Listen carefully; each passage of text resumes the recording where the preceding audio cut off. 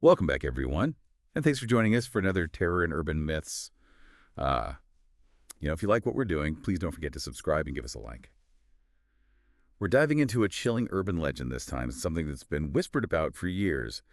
It's called the Ghost Bar. So Mhm. picture this: you're Samantha. It's late. You're alone in the city, and you get this really creepy feeling that someone's following you, and not just anyone. This is a strange guy, bald, kind of creepy stare. The type you need to get out of sight fast. So you duck into the nearest doorway, heart's pounding. You're looking for safety, and find yourself in this dimly lit bar. It's like a basement bar underground, almost hidden away. Yeah, it's interesting how this setting really plays on our feelings about basements. They're often dark, kind of secret places where we hide things, right? Both literally and, metaphorically, I guess. It's almost like a psychological thing. The basement becomes a representation of like the subconscious, all those fears we keep hidden. So right from the start, we're in this unsettling place. The line between reality and, the unknown starts to get a little blurry.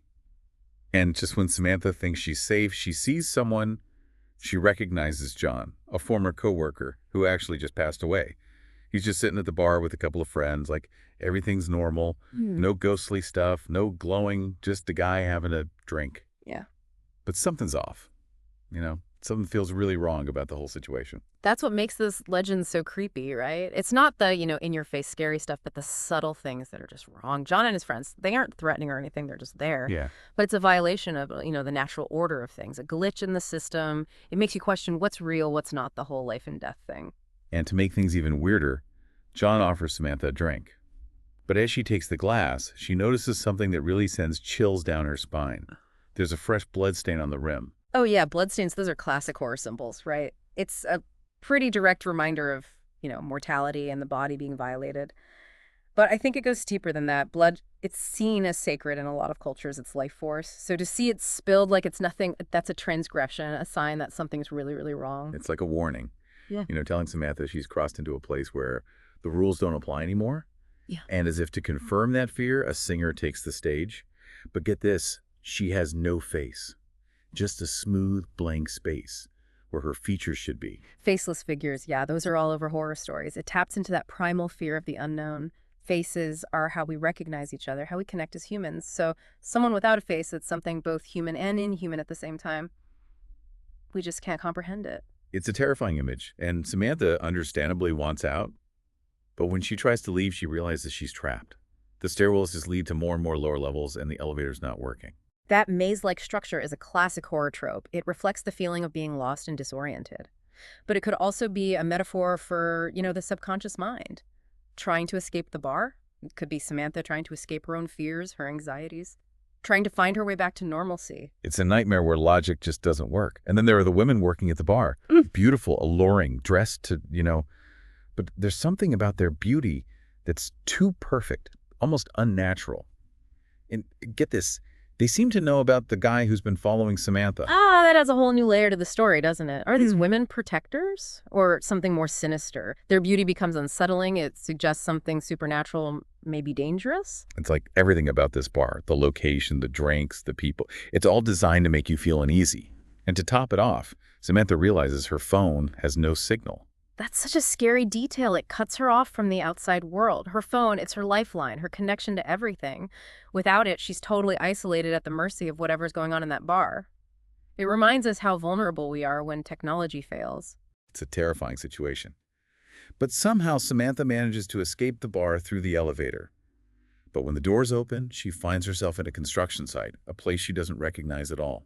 That sudden shift in reality really adds to the creepiness. It's as if she's gone through a portal into another dimension. It makes you question what's real and what's not. Totally. And here's the twist as she tries to remember what happened. Samantha realizes she has no memory of John and his friends. It's like it was all a dream. That selective amnesia adds another layer of horror. Is her mind blocking out the trauma? Or is it something more sinister, erasing the evidence? It's a question that stays with you. And just when she thinks she imagined the whole thing, a phone call triggers those lost memories. The events of the ghost bar come flooding back. It's like something or someone is playing with her, messing with her reality. But who or what could have that kind of power? We'll dig deeper into that and the implications of this urban legend when we come back. What's really interesting about Samantha's experience is how it kind of mirrors the way urban legends work. They often start in a familiar setting, something we can all relate to, but then things get strange, reality gets twisted, and we're in this world where the impossible starts to feel possible. Yeah, it's like the urban legend itself becomes a ghost bar, a place where we suspend our disbelief and, face our fears. Exactly. And within this ghost bar story, we find all these other smaller stories, like layers of meaning. For example, there's the story of those plane crash survivors who end up stranded and resort to cannibalism. Right. That story really emphasizes the themes of isolation and desperation that we see with Samantha. It's like the line between civilization and savagery is thinner than we think. Definitely. The cannibalism, it's shocking, but it reminds us of our primal instincts. The ones that are hidden beneath the surface. It makes you wonder, what are we capable of when pushed to the limit? How easily can we lose our humanity? It's a chilling thought. And then there's the story of Campbell, the guy with the two-faced curse. A prank goes wrong and becomes something really dark and disturbing. It spreads like a virus through rumors and gossip. Campbell's story shows the power of words, how a simple insult can have real consequences. It taps into our fear of what people think of us, how our reputation can be twisted by others. Yeah, it's a reminder that words have power, especially in the age of social media where things can spread so fast. Yeah, We need to be careful with what we say, the damage it can cause. absolutely.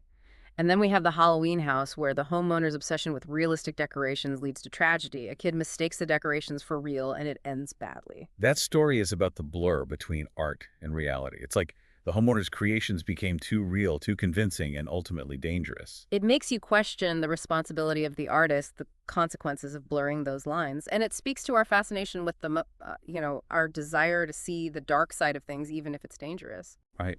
And finally, there's the story of the strange clouds, a modern addition to the legend that reflects our fear of environmental disasters and things beyond our control. Yeah, it taps into that primal fear of the unknown, that feeling of helplessness against nature.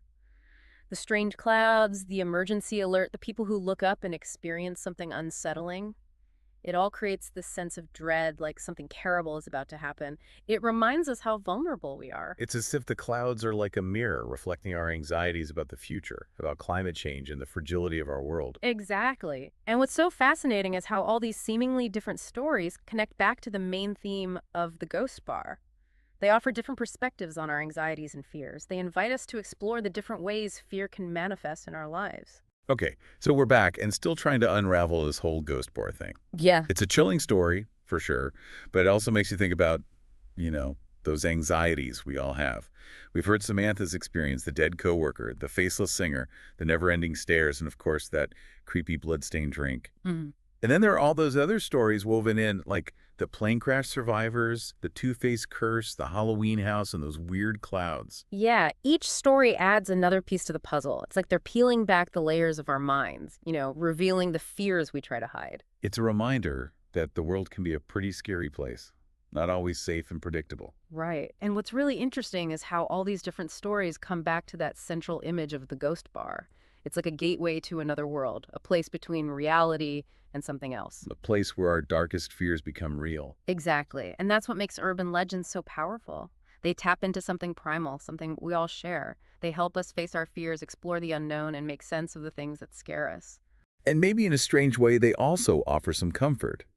Because by sharing these stories, we realize we're not alone in our fears. It's like a shared experience, right? We're all in this together. And these stories help us connect, understand each other, and find meaning in the face of the unknown. It's like giving a voice to our anxieties somehow helps us control them.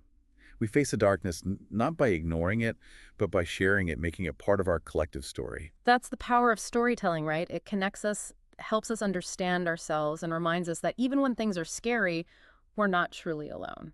So as we wrap up this look at the ghost bar, we're left with a big question. What does it all mean?